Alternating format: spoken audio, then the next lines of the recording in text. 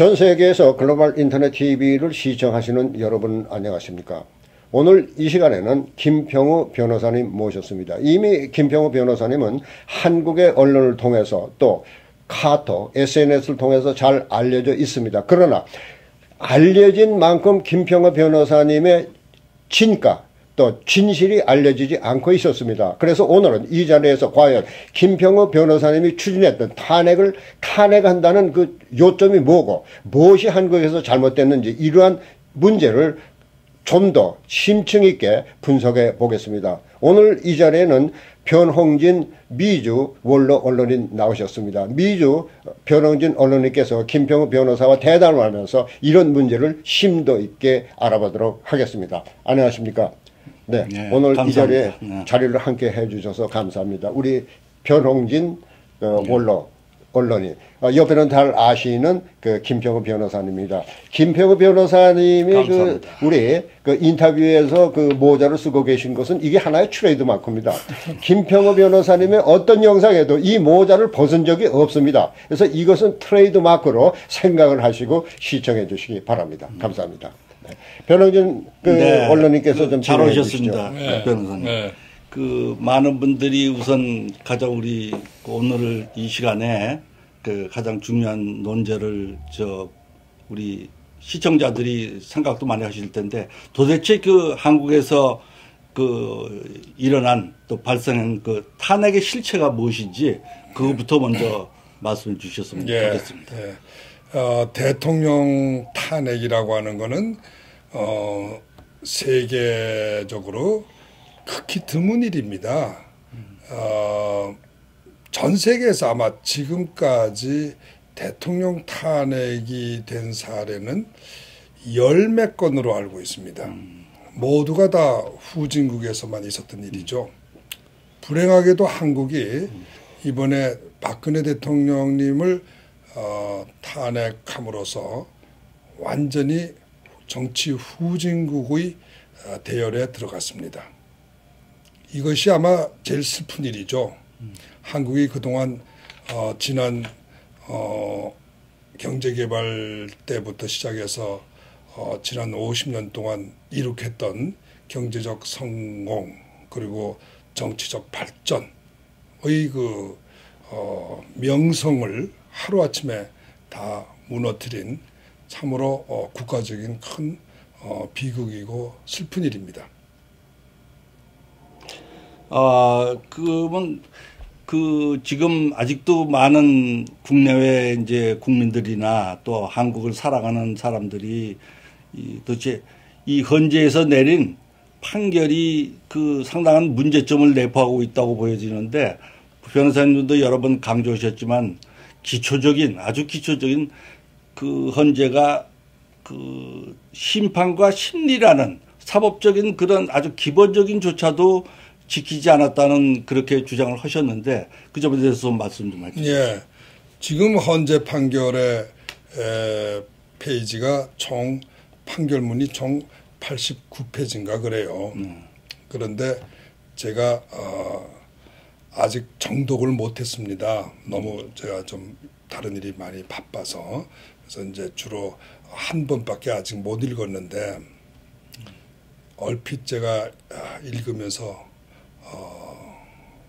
눈에 띄는 그 위법이 제가 지적한 게 전부 11가지입니다.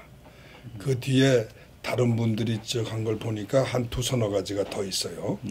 그래서 총 14가지 정도, 15가지 정도로 짐작이 되는데 솔직히 말하면 그거는 큰 것만 지적한 거예요. 지적한 거고 저는 그 판결문 89페이지에서 아직까지 이게 합헌이다, 헌법에 맞구나, 법률에 맞구나 이렇게 느낀 거는 아직까지 발견을 못했습니다.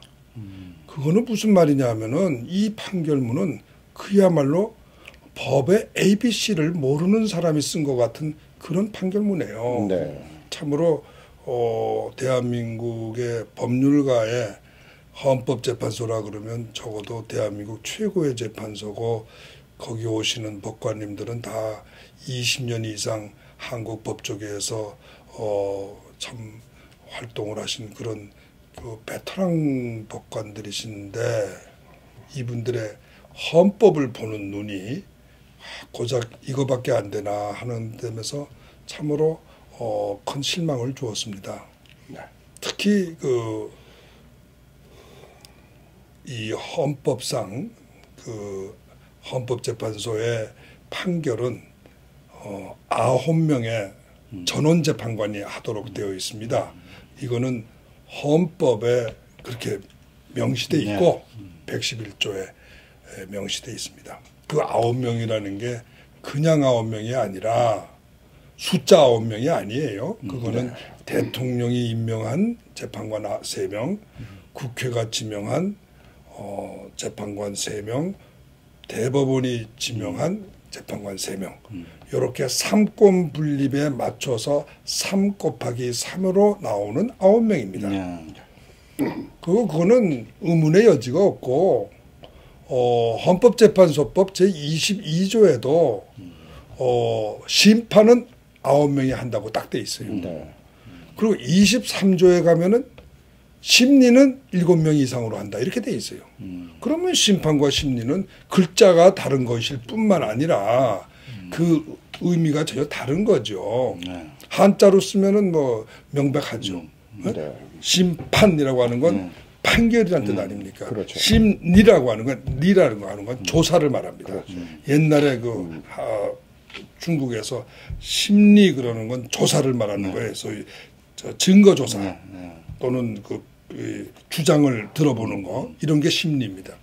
그러면 심판과 심리는 분명히 다른 거 아닙니까? 그리고 지금 판결을 내린다는 건 심판이지 심리는 아니에요. 심리는 이미 2월 27일 날 종결 변론을 할 때 심리는 끝난 거예요. 네. 그리고 그 다음부터는 이제 법관들이 모여서 자기 의견을 서로 내놓는 거 아닙니까? 그게 소위 평결이라고 그래요. 평결, 평의라고 하는 건 서로 의논하는 거죠. 평의. 그러면 이제 결정, 그러니까 합해서 평결. 평결은 9명이 해야 돼. 9명의 이름으로 평결이 나가야 돼요. 그건 우리 지금 이번에 재판을 한 판결을 선고한 이정미 재판장부터 시작해서 이진성 재판관, 김희수 재판관, 또 지난번에 1월 31일 퇴임하신 박한철 전 소장님, 이 네 분이 2014년 2012 헌마 그 사건에서 자기네들이 판결한 거예요. 그거는. 그런데 그렇게 모든 점에서 의문의 여지가 없는 그 법률 점에 대해서 설명이 제가 볼 때 전혀 논리적인 설명이 아무것도 없어요. 그냥 그럴 수 있다는 식이에요. 부득이하면 그럴 수 있다. 이야, 이거는 정말 너무하다. 그리고 두 번째로 이제 제가 또 한 가지 놀란 거는 어떻게 8명 전원이 반대 의견이 하나도 없느냐. 이거는 유신 시대에도 반대 의견은 있었습니다. 그리고 참 제가 이런 예를 들면 너무 기분 나쁘시겠지만 일제 시대에도 그 반대 의견이라는 건 다 있었어요. 우리 박정희 대통령 지금 독재라고 그러지만 그 시절에도 반대 의견은 다 있었습니다. 네. 대법관들. 그런데 어떻게 지금 민주사회라고 하는 이 사회에서 반대 의견이 없습니까? 반대 의견이 없다는 건 저는 우리 사법부가 완전히 독립되어 있지 못하고 있구나. 네. 아주 심한 강압 상태에 있다고 저는 봅니다. 네. 만일에 안 그렇다면, 만일에 강압이 아니라면 그거는 뭔가 더 나쁜 어떤 원인이 있을 거다. 정말 후진국에서 후진국 중에서도 이 남미 예를 들어서 좀 그 나라한테는 미안하지만 무슨 브라질이라든가 콜롬비아라든가 또는 뭐 아시아에서도 필리핀이라든가 인도네시아 그런 데서 정치적 사건일 때 또는 마피아가 뒤에서 아주 딱 걸려있는 사건일 때 도박, 마약 그런 사건 재판할 때 사실 법관들이 너무 지나치게 뭐 너무 무서워서 네. 뭐 아니면 뭐 판결하기 얼마 전에 뭐 그렇죠. 친척이나 친구의 손가락을 잘라서 보낸다거나 뭐 이런 식으로 노골적인 협박 공갈을 당하면은 어쩔 수 없이 판사가 판결을 구부리는 수밖에 없고 또 심지어는 뭐 엄청난 정치 자금을 네. 뒤에서 대게 되면 이 정치 판사들도 그러한 정치인들의 어떤 그 압력에 자꾸 뭐 그냥 눌려서 같이 죽자 하는 식으로 혼자 반대하는 했다가는 그 사람이 죽으니까 네. 그 사람이 죽으니까 같이 죽자 이래가지고 하는 수가 있어요. 사실은 그런 예는 있어요. 그러나 참 대한민국이 그런가 하는 것을 느꼈을 때 현재 우리가 이렇게 참 저거 한국에 가서 이렇게 보면 90%의 사람들은 다 굉장히 행복해 보이고 참 이 부유를 마음껏 즐기면서 젊은이들 보면 뭐 얼굴도 아주 좋고 뭐 옷도 미국 사람들처럼 똑같이 입고 뭐 굉장히 좋아 보이는데 이것은 하나의 정치라 그럴까 어떤 이쪽 세계는 그야말로 참 어둡구나. 그래서 명함이 이 나라에 공존하고 있다고 저는 느꼈습니다. 마치 박근혜 대통령도 닉슨을 닮아라 이런 식이에요. 네. 제가 그래서 이 탄핵한다 네. 책에서 네. 이 닉슨과 박근혜 대통령과의 차이를 네. 제가 여기 상세히 썼습니다. 네. 읽어보질 않으셨더라고요. 이거 전혀 읽어보질 않으셨어. 지금 이 책입니다. 탄핵을 여기 탄핵입니다. 보시면은 닉슨 대통령과 그의 차이를 제가 두 가지를 이야기를 했어요. 첫째는 그럼 닉슨과 박근혜 전 대통령의 그러니까 탄핵의 차이점은 닉슨은 뭐 때문에 책임진 거냐면 자기가 은폐했기 때문에 책임진 거예요. 네. 그래서 그걸 닉슨 게이트라고 그럽니다. 네. 그러니까 워러 게이트 때문에 책임진 게 아니고 닉슨 게이트 때문에 자기의 거짓말에 대해서 책임진 거예요. 이번에 제가 참 우스웠던 거는 이번 판결문을 보니까 그거를 조금 흉내내려고 그랬든지 박근혜 대통령의 탄핵 사유가 최순실 게이트가 아니고 검찰과 특검의 조사에 불응했다는 거예요. 자, 그러면 요거 닉슨하고 굉장히 맞춘 거죠. 닉슨은 은폐했다는 거고 요거는 조사에 불응했다는 거니까 박근혜 대통령 자신의 잘못을 따지는 거 아닙니까? 근데 그건 말이 안 되는 게 아니 닉슨은 자기가 거짓말한 거고 그게 이제 사법방해라든가 뭐 그렇죠. 위증이라든가 이런 형사 범죄에 해당이 된다는 거고 박근혜 대통령은 검찰 진술에 불응했다는 거거든요. 조사에. 아니 국민이 조사에 응할 의무는 없습니다. 그거 알아야 돼요. 우리나라 대한민국 국민들은 검찰이 와 그러면 가야 되는 줄로 알고 있어요. 안 가는 사람은 나쁜 사람이다. 참 큰일 났어요. 온 법조인까지도 그렇게 생각을 하고 온 언론인까지도 그렇게 생각을 해요. 아니에요. 헌법에 보세요. 국민은 누구나 아시죠? 이거 묵비권도 있고. 질문을 신문에 거부할 수 있습니다. 만일에 거부하면 어떻게 해야 돼요? 그래도 꼭 조사를 해야 되겠다면 영장을 발부받아야 됩니다. 그렇죠. 영장을 제시를 해야 집행을 할 수 있는 거지. 나 질문 받지 않겠어. 나 조사에 응하지 않겠어. 이거는 국민의 권리 행사예요. 박근혜 대통령도 국민입니다. 왜 그걸 갖다 권리 행사라고 인정을 안 하고 그걸 위헌이라고 그래요? 이거는 헌법에 있는 국민의 진술 거부권 또는 셀프 인크리미네이션, 자기 부책에 대한 그 그 부책을 거부할 수 있는 권리. 헌법의 명문으로 있는 권리를 갖다가 이 헌법재판관들은 반대로 해석하고 있는 거 아닙니까? 진술을 거부할 수 있는 권리가 헌법에 분명히 헌법책에 써 있는데 헌법재판관은 진술을 거부하고 조사에 불응했으니까 탄핵돼야 한다. 헌법을 어겼다.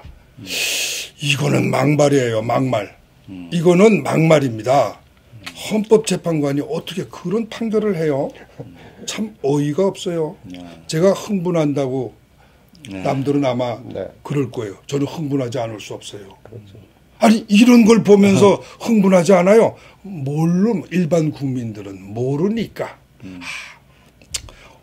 얼마나 저분들이 훌륭하신 분인데 틀린 말 했겠냐. 그게 우리나라의 90%입니다. 그러면 한국의 헌법재판소가 무식한 겁니까? 그렇지 않으면은 그 알면서도 정치적인 판단에 휩쓸린 겁니까?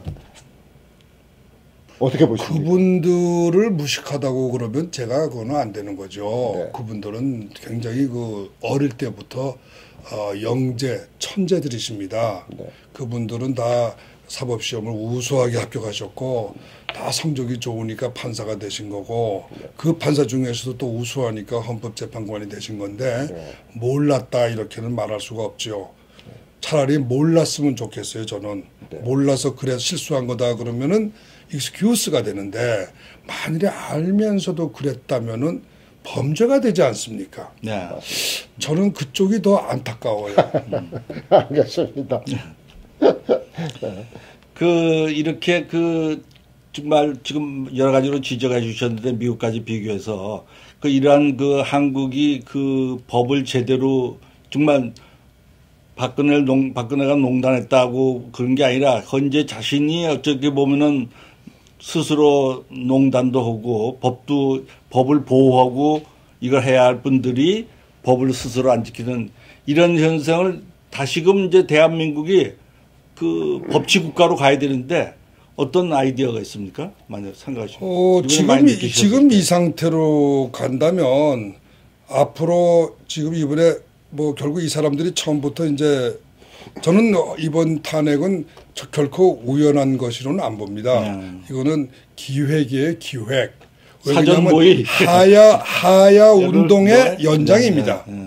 하야를 시키자고 처음부터 어떤 특정 세력이 하야를 추진한 거고 대통령 하야를 국민적 어떤 혁명 상태로 몰아가 가지고 민중혁명 상태로 몰아서 끌어내리려고 하는 정치 플랜이 있었고 그 정치 플랜은 조기 선거를 해서 대통령이 되겠다고 하는 욕심에서 나왔다고 저는 봅니다.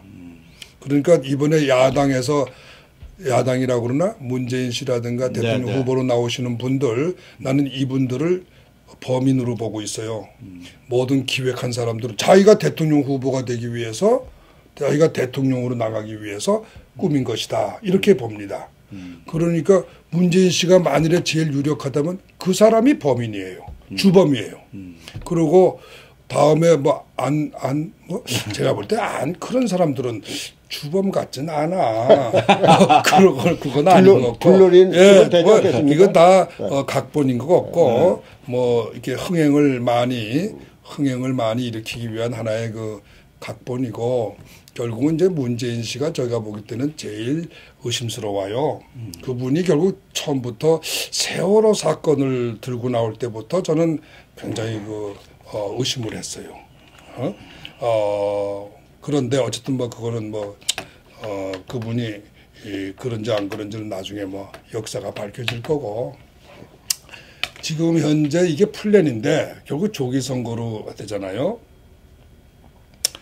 조기 선거로 해서 이렇게 되면 지금 이게 한번 이렇게 나라의 질서가 무너지고 소위 법이라고 하는 거는 얼핏 보면은 굉장히 거추장스럽고 그거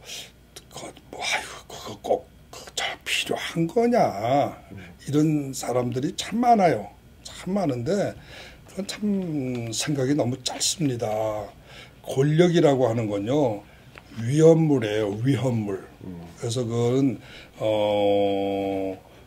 이거 국가 권력이라고 하는 건 사람을 죽일 수도 있고 나라의 재산을 수십조의 돈을 빼먹을 수도 있고 그거 아니면 자기 세력들을 갖다가 기르기 위해서 국가의 예산을 완전히 거덜낼 수도 있고 참 어마어마한 권력입니다. 국가 권력이란 건 세상에서 가장 무서운 거예요.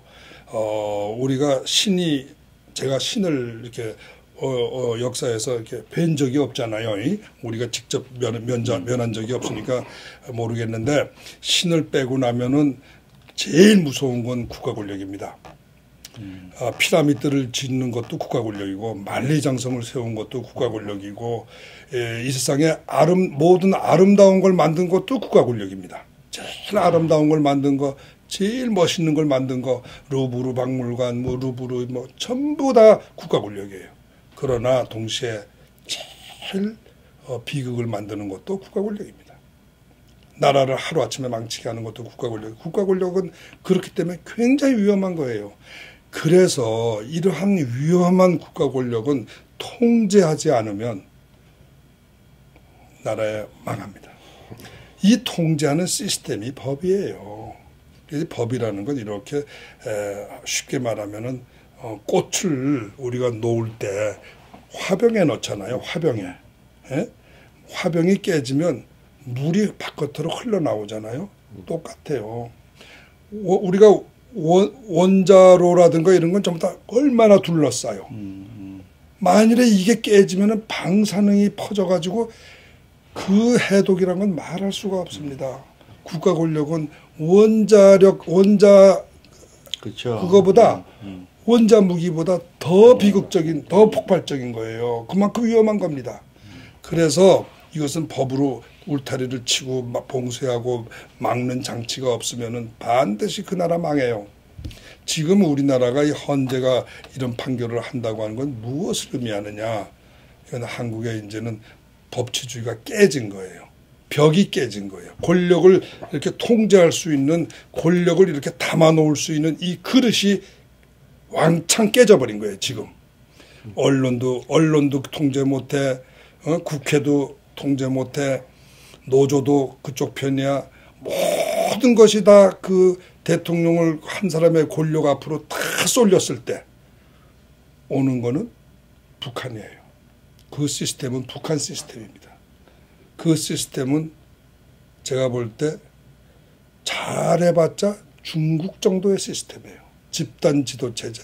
우리나라는 집단 지도체제 성격이 안 맞아요. 우리나라 사람들은 1인 지배체제를 굉장히 좋아합니다. 성격적으로, DNA상으로. 그런 걸 보면은 제가 걱정하는 거죠.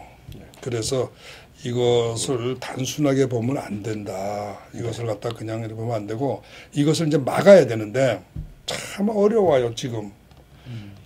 왜? 이미 90%의 국민들이 그쪽에 다 줄을 서 있어요. 제가 이번에 한국 가서 느낀 거예요. 그 속에는 잘 먹고 잘 사는 사람들, 아주 해피한 젊은이들, 또 지식인들, 거기엔 또 법조인들, 한국의 반대쪽에 서 있는 사람, 소위 태극기 쪽에 서 있는 사람은 제가 보니까 전부 병들고 늙은 사람들밖에 없더라고요. 자, 그러니 90%가 그쪽 편을 쓰고 있고 이번 선거에서 어떤 결과가 나올진 몰라도 선거 과정도 상당히 험악할 거니와 결과에 대해서도 승복을 하겠느냐 하는 거예요. 만일에 태극기 쪽의 후보가 된다고 했을 때 승복하겠느냐. 이것도 상당히 문제고 또 거꾸로 문재인 씨나 누가 됐다고 칩시다. 그러면 이쪽 사람들이 승복하겠느냐 이거예요. 원래 민주주의라고 하는 건 선거를 승복하는 것이 민주주의입니다.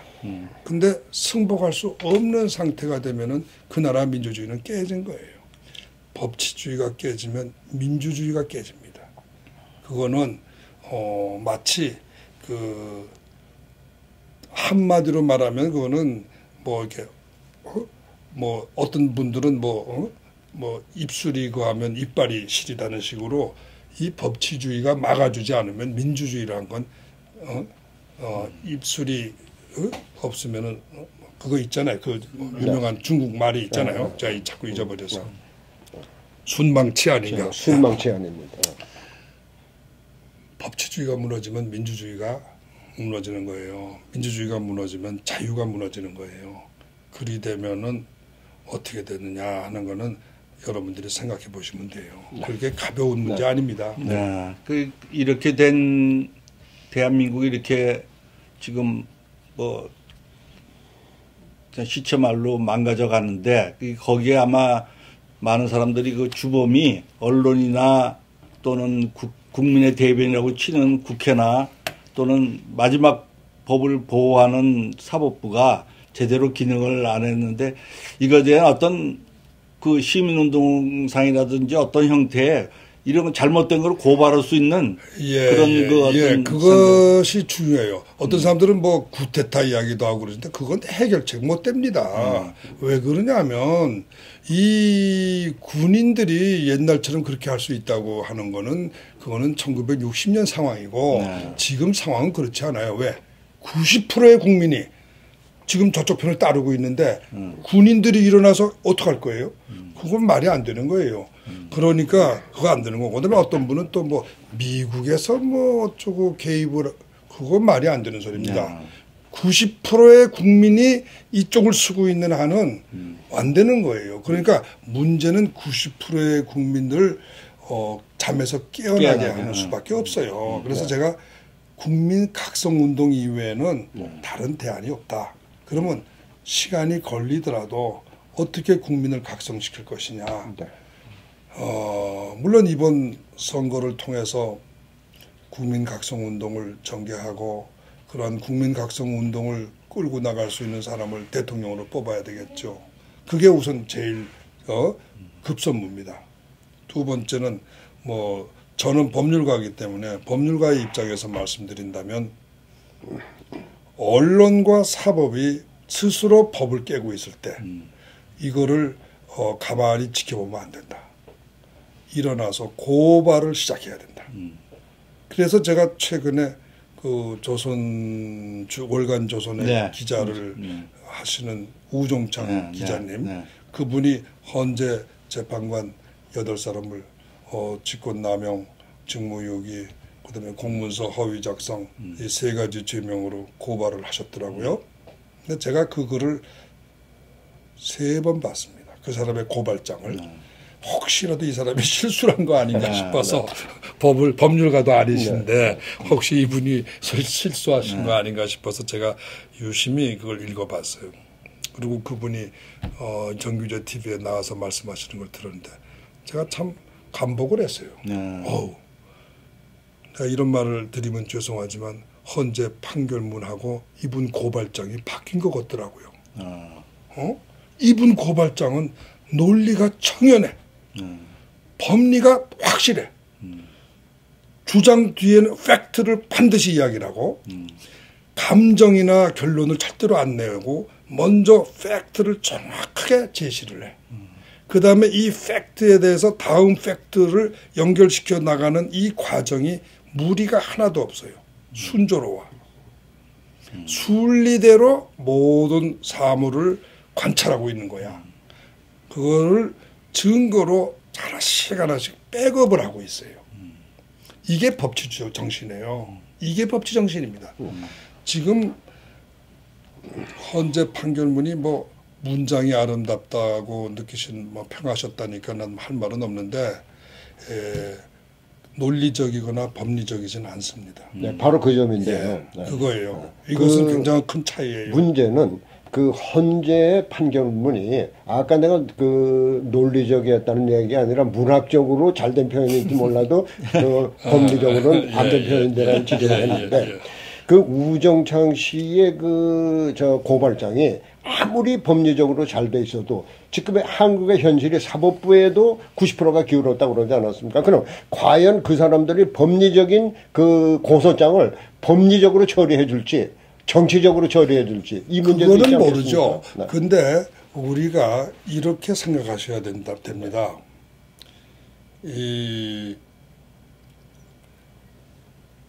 꽉 오랫동안 시베리아 얼음이 꽉 얼어 있잖아요.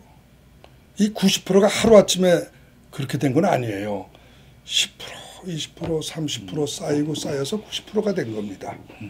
그러니까 처음에는 좀 이렇게 저쪽에 뭐라 그럴까, 진보 좌파 쪽에 있는 사람이 원래 우리나라에 옛날에 예를 들면 20%라든가 30% 있었겠죠. 6.25 직후에는 5% 있다가 점점 늘어나서 이게 더 늘어나서 쪽에서 이제 특히 이제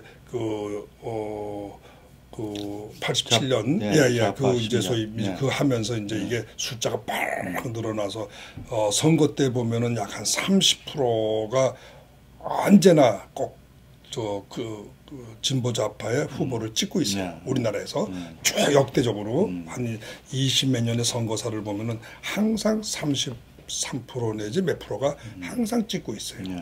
그런 걸 보면은 우리나라에서 고정적인 진보 좌파는 약 3%쯤 될 거예요. 근데 왜 지금은 90%냐? 이거는 그동안에 엄청나게 많이 늘어난 거예요. 늘어난 건데 그렇게 거기에는 많은 원인 제공이 있겠죠. 이쪽에서도 잘못이 있고 여러 가지 그쪽에 노력이 있고 양쪽이 합쳐서 그렇게 된 게 있는데 그러면 90%에서 하루아침에 이게 다시 주느냐? 그건 아니에요. 그거는 마치 얼음이 꽝꽝 얼어 있을 때 이게 녹으려면 시간이 걸리와 마찬가지로 이게 고발을 한 번 한다고 해서 될 리는 없습니다. 그러면 한 사람이 돌을 던지고 그 다음 사람이 던지고 또 계속해서 이거를 던져주어야 많은 사람들이 조금씩 깨닫습니다. 잠에서 깨어나는 사람이 조금씩 늘어나는 거예요. 그러다 보면은 이제 어느 시절에 가면은 50%나 이렇게까지는 갈 수 있을 거다. 저는 그렇게 기대하는 거죠. 그렇게 해서 시간이 걸려서 그러면 언론이란 사람들은 어떤 거냐? 제가 언론에 대해서는 이렇게 봐요. 자기 주관이 전혀 없는 사람들이에요. 다수를 따라가는 사람들이에요. 저는 기자님들에 대해서 우종찬 기자님은 좀 예외고 그분같이 이렇게 자기 주장이 확실하신 분은 참 드물게 봤고 대부분의 언론 기자님들이라는 건 다수를 따라간다고 저는 봅니다. 자기 주관이 있다고는 안 봐요. 그러니까 50%가 되면은 언론이 돌아올 거로 저는 조금씩 돌아올 거로 봅니다. 조금씩 돌아올 거예요. 그러면 제정신이 조금 들어오면 반반을 유지하면은 되는 겁니다. 그 사회는 살만한 거예요. 사법도 저는 그렇게 봐요. 사법도 판사님들도 이번에 보니까 너무 90%라는 인기 투표에 소위 언론의 숫자라든가 이런데 너무 압도된 거 아닌가 싶어요. 그러니까 10%에 쓰는 것이 그렇게 위험하다, 불안하다 이렇게 느끼시는 것 같아요. 그러니까 이 숫자가 밸런스가 맞춰지면은 그러면 정상적인 상태로 조금 가지 않을까. 그래서 시간은 걸리겠지만 그런 방향으로 나가야 될 거다. 저는 이렇게 보고 있고 특히 우종찬 기자님 같이 해야 된다고 봐요. 저는 이 한국에서뿐만 아니라 특히 저는 기대를 거는 건 미국이에요. 제가 여기 와서도 꼭 할 일이 많이 있다 이렇게 느끼는 것 중에 하나는 여기서도 법률 투쟁은 할 수 있다. 이렇게 봅니다.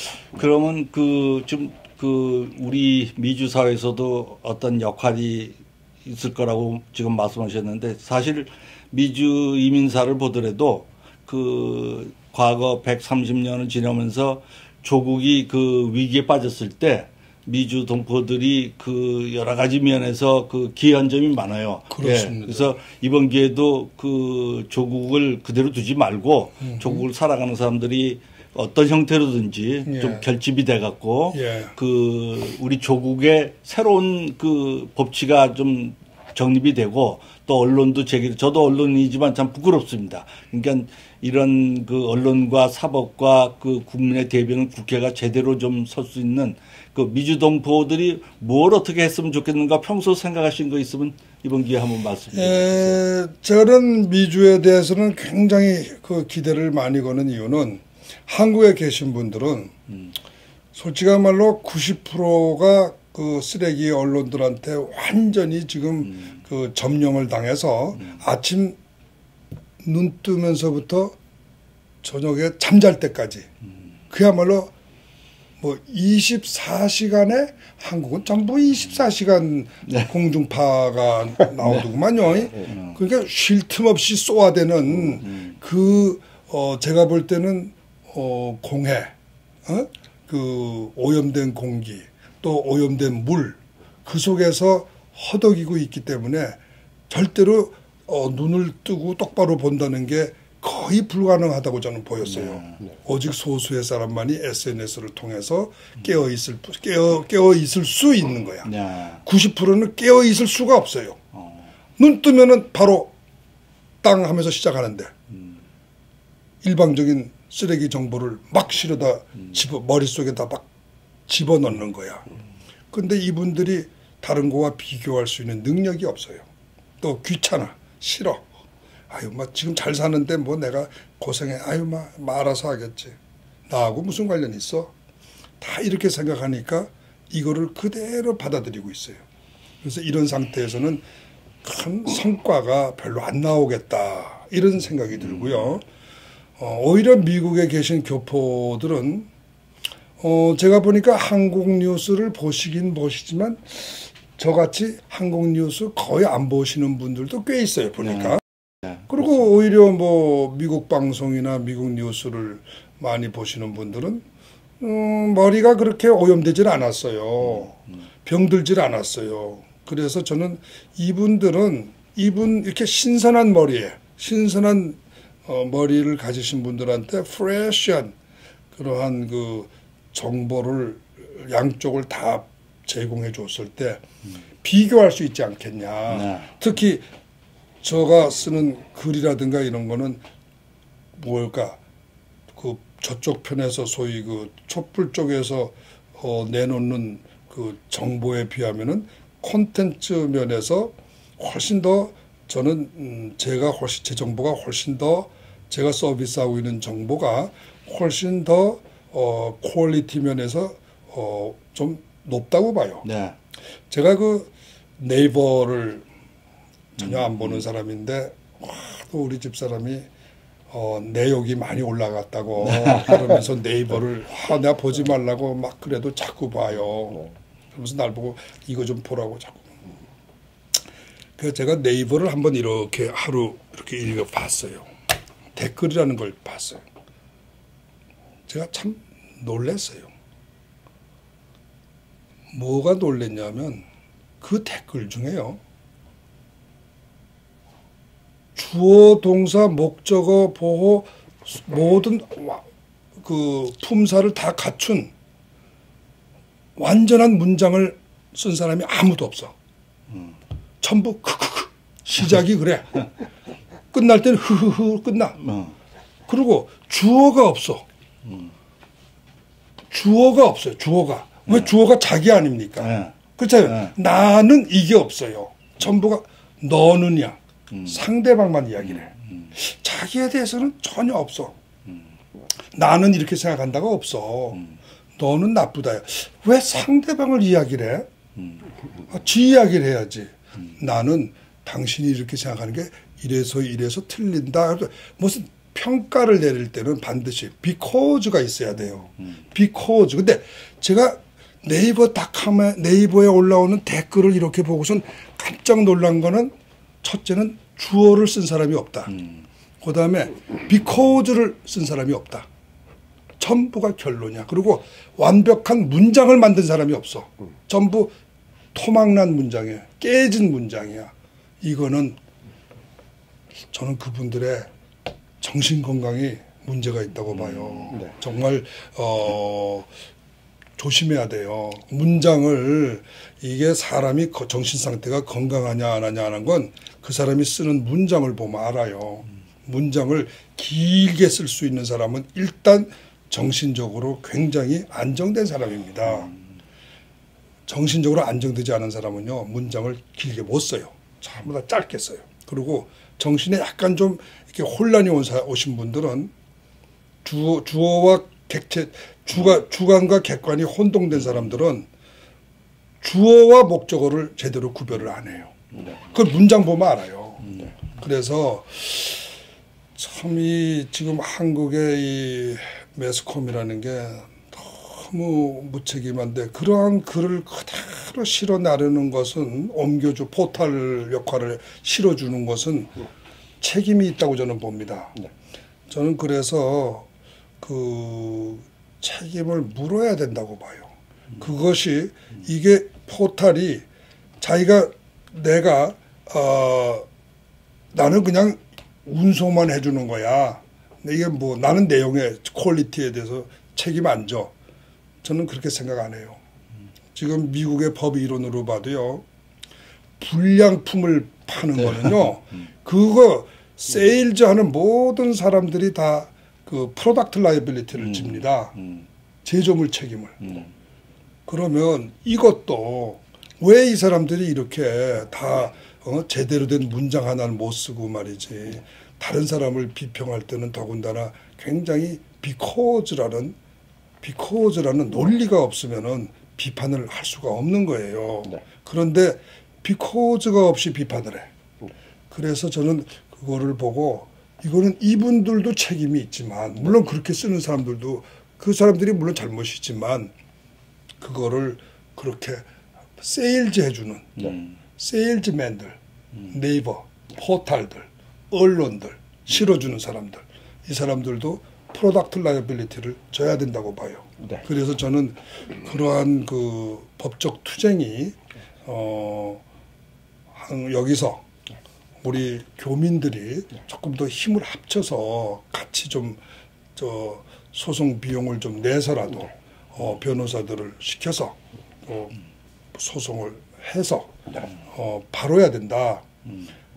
이렇게 저는 생각. 물론 뭐 쉬운 일은 아니겠지만 적어도 저는 미국의 유능한 그 변호사들을 찾아보는 그러한 노력은 제가 좀 해볼 생각입니다. 네, 지금 김 변호사님 말씀하신 중에 몇 가지 묻겠습니다.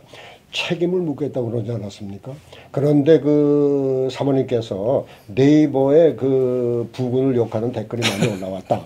그런데 책임을 묻는다는 거는 미국에서 그 김 변호사님은 인격적으로 모독한 사람들의 직접적인 고발이나 고소를 미국에서 한다는 얘기가 되겠죠? 그럴 수 있죠. 네. 그다음에 그것도 포함되겠죠. 알았습니다. 그다음에 쓰레기 언론이라고 지적을 하셨는데 그 김 변호사님의 그간의 얘기 보면 전부 쓰레기 언론이라고 지적을 했습니다. 근데 쓰레기라는 건 언론이 쓰레기가 없다는 형용사가 돼야 되는데 지금은 쓰레기 언론이 고유명사가 돼버렸어요. 그래요? 김 변호사님한테는 쓰레기 언론 고유명사인데 쓰레기 언론에 덧붙여서 그 우정창 그 기자님의 그 고발을 얘기하지 않았습니까?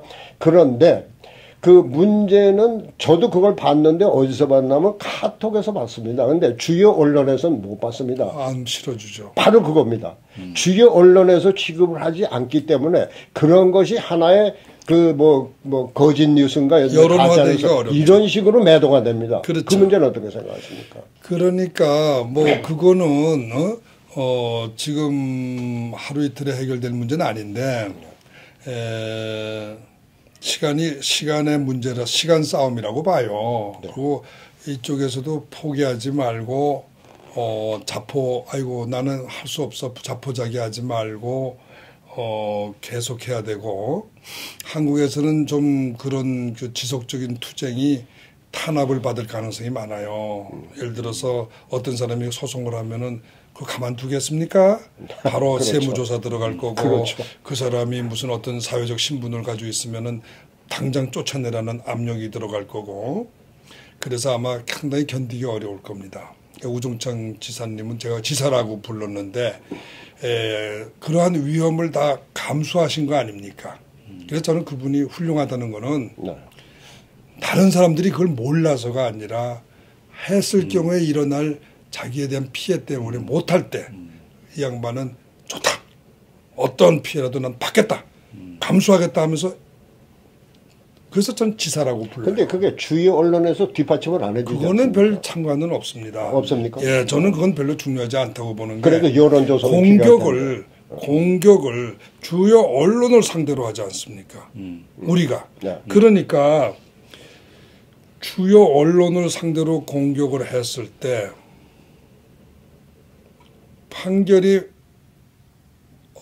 공정한 판사를 만날 때가 있겠죠. 다 그렇게 다 엉터리라고는 안 봅니다. 오히려 저는 판사들 중에는 이 고위직에 있는 분들이 더 취약하다고 봐요. 네. 왜?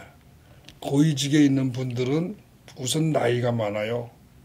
50, 60이에요. 그러면 이분들은 굉장히 좀 명예욕이 강할 수가 있어요. 내가 다음에 뭐 하겠다.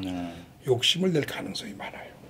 그리고 그만두고 나가면 내가 뭐 변호사에서 돈을 좀 많이 벌어야 되겠다든가 그런 해석적인 욕망을 가질 가능성이 있어요. 그러나 이제 젊은 판사나 젊은 검사들 중에는 저는 그래도 굉장히 그 배운 대로 할 수 있는 그러한 분들이 그래도 있다고 저는 믿고 있습니다. 그래서 그런데 문제는 젊은 층에 좌파가 많지 않습니까? 그래도 좌파가 많은지 안 많은지 그렇게 이제 그렇게 보고 있습니다. 예, 그런데 모르겠는데 그러나 이제 일단은 젊은 분들 중에 반듯한 분도 있지 않겠습니까? 네. 그러니까 저는 젊은 분들한테 기대를 많이 해요. 네. 그리고 제 글을 젊은 분들이 많이 읽어서 깨우치기를 바라는데 이러한 그 우리가 고발을 했을 때 처음에 첫 사건 첫 번 승리가 어려운 거지 한 번 이렇게 나오기 시작하면은 그러면 이제 연쇄적으로 이게 퍼집니다. 그래서 실망은 하지 않아도 돼요. 우리가 열심히 하면은 좋은 성과가 있을 테니까. 그래서 미국에서 우선 오염되지 않은 교민들이 중심이 돼서 오히려 한국에서 지금 그 주류 언론한테 눌려 지내는 그러한 지금 지사들 정말 그야말로 태극기 들고 나오시는 분들은 다 어떤 의미에서는 지사입니다. 뜻지자, 선비사자 지사들이에요. 그분들도 다 자기 돈 내가면서 이렇게 나오시는데 몸도 아프고 뭐라 그럴까 참 나이도 많으신 분들이 저는 사실 한국 가서 제일 눈물을 많이 흘린 건 그분들을 볼 때마다 눈물이 자꾸 났어요. 그래서 그분들이 다 지사라고 저는 생각합니다. 애국자, 지사 이렇게 생각하는데 그래서 그분들을 오히려 우리가 정말 여기서 우리 교포들이 옛날 이승만 대통령 때도 우리 그 반도에 남아 있었던 분들은 사실 일제의 당장 주먹이 가깝다고 당장 그 앞에 닥치는 총칼에 무서워서 사실 솔직한 말로 제가 볼 때는 독립운동 할 수가 없었어요. 국내에 계신 분들은 말을 삥껏 못하는데 무슨 독립운동을 해. 일제에서 힘들죠. 일제 밑에서 어떻게 독립운동합니까? 지금도 그런 상황과 비슷한 거가 좌파 밑에서. 예, 좌파 이거 뭐 언론과 뭐 모든 면에서 조금만 하면은 세무조사하고 조금만 하면은 나가라 그러고 지금 이번에 박근혜 대통령 변호인들은 다 로펌에서 다 쫓겨났어요. 다 쫓겨났어요. 다 쫓겨났고 변협에 뭐 이사하시는 분도 다 이사직 다 내놓고 그게 좌파의 영향력이라고 보십니까? 사회 분위기가 90%가 이쪽 편에 서다 보면 한국에서는 10%는 왕따라고 그러나요? 네. 소위 이지매를 당하는 거죠. 분리, 여기서 말하면 이제 분리를 당하는 거죠. 그러니까 견딜 수가 없는 거예요. 저도 이번에 한국 가가지고 제 친구 중에 90%한테 전화를 안 했습니다. 제가 전화한 사람은 극히 내가 전화해도 괜찮겠다 싶은 사람만 전화를 했어요. 나머지 사람한테는 왜 전화 안 했냐.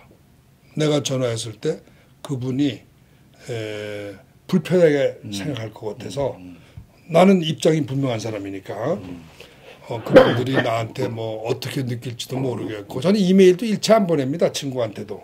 왜? 그분이 내 이메일을 부담스러워할까 봐 싶어서 나 일체 안 보내요.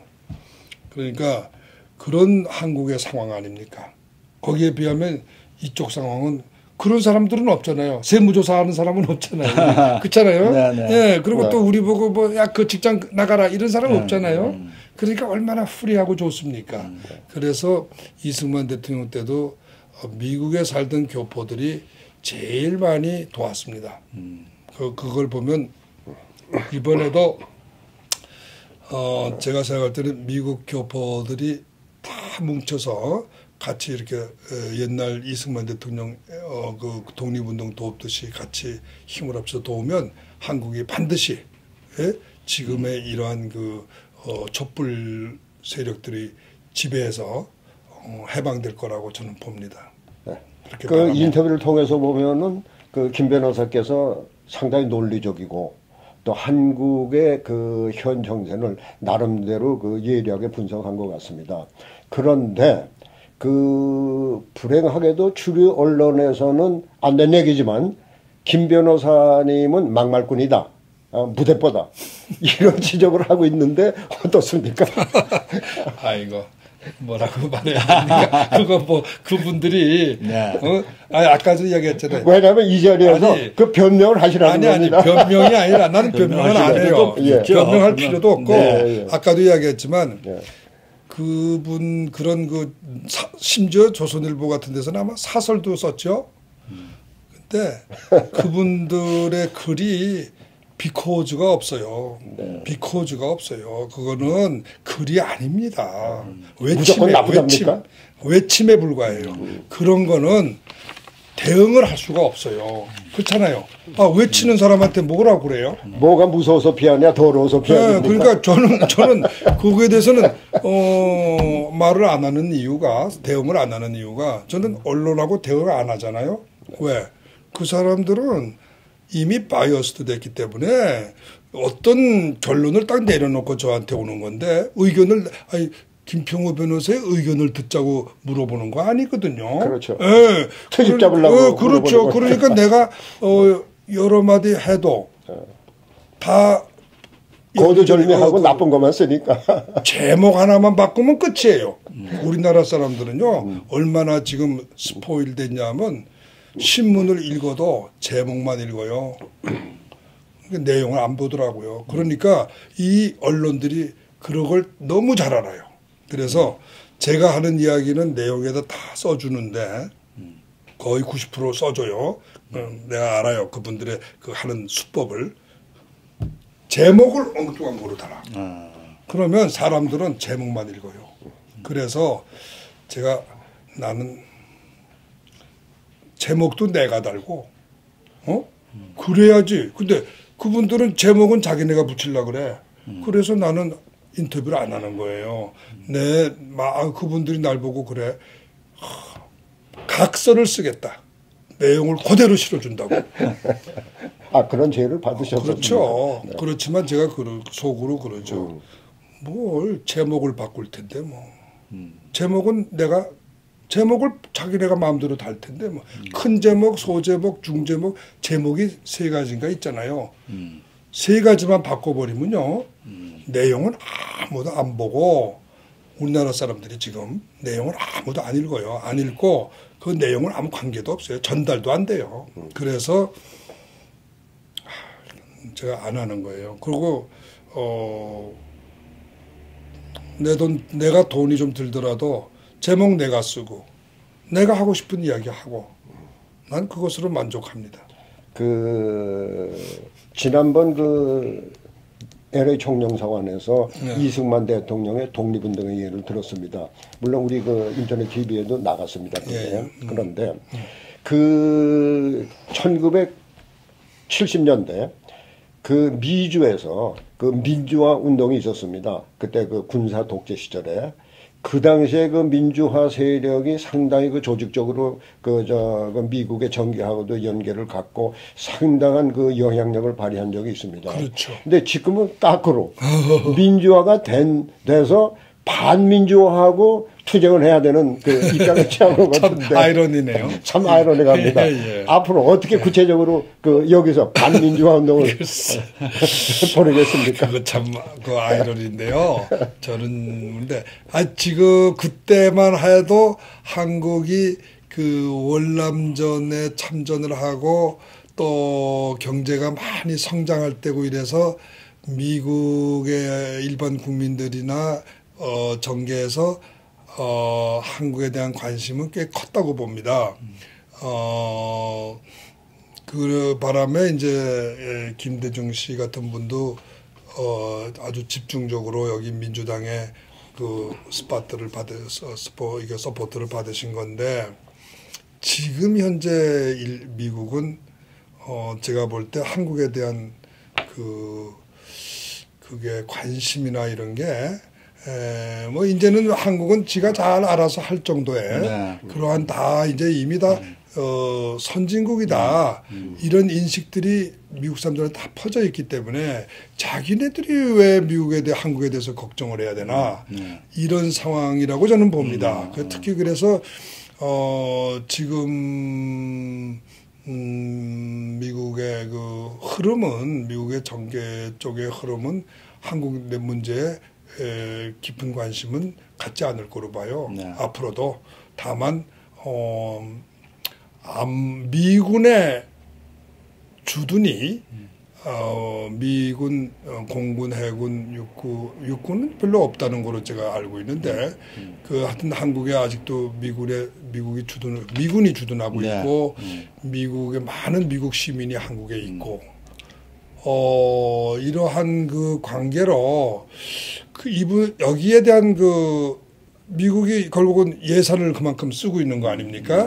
미국 국민들의 세금이 결국 그만큼 쓰여지고 있기 때문에 의회도 관심은 있을 건데 그거는 주로 한국에 대한 관심보다는 자기네 군대와 자기네 시민들의 안전에 대한 그러한 관심으로 많이 가는 거 아닌가, 갈 거 아닌가. 저는 왜냐하면 한국에 지금 법치가 무너지고 그것은 다른 말로 하면 미국 군인들의 특히 미국 군인들의 그 안전과 또 시민들의 재산 이런 거에 대한 프로텍트가 과연 되겠느냐 하는 불안을 갖게 될 수 있어요. 당연하죠. 미국은 법치주의가 안 지켜지는 나라에서는 투자하지 않는다, 주둔하지 않는다 한 몇 가지 원칙이 있는 거로 제가 압니다. 그래서 한국의 법치주의가 무너졌다 하는 이것은 굉장히 한국 사람들이 생각하는 것 이상으로 미국인들에게는 상당히 워닝 사인으로 받아들여질 겁니다. 그래서 그 점에서 어떤 정책의 변화도 의회나 이런 데서 또 대통령 백악관에서도 그러한 점에 대해서 정책 검토를 하게 되지 않을까. 저는 막연히 그런 생각을 하고 있습니다. 옛날하고는 상황이 많이 달라요. 1970년대하고는 지금 상황하고는 전혀 다르기 때문에 그때를 연상해서 미국에 가서 국회의원들한테 가서 부탁하면 되겠지, 도와주겠지. 저는 그렇게는 생각 안 합니다. 마무리 질문 해주시죠. 네, 오늘 오랜 시간 동안 한국에서 또 직접 가셔서 한국의 법치 회복을 위해서 이렇게 고생을 많이 하고 오셨는데 우리 해외 동포의 한 사람으로서 감사드리고 앞으로 우리 해외 동포가 좀 조국을 살아가는 여러 가지 행사에 많이 좀 참여해 주시고 지원해 주시기를 바랍니다. 네, 알겠습니다. 네, 오늘 대단히 감사합니다. 네, 이상으로 감사합니다. 김평우 변호사님 모시고 마련한 특집 대담 마치겠습니다. 네, 감사합니다. 감사합니다.